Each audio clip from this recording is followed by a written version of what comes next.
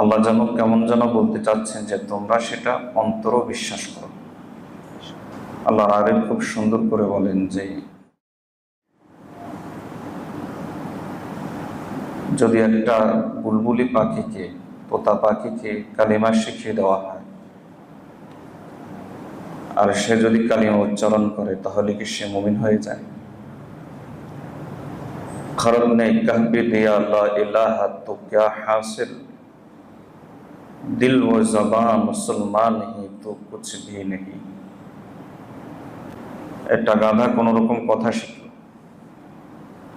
এখন সে লা ইলাহা ইল্লাল্লাহ উচ্চারণ করতে পারে, তাহলে সে কি মুমিন হয়ে যায়?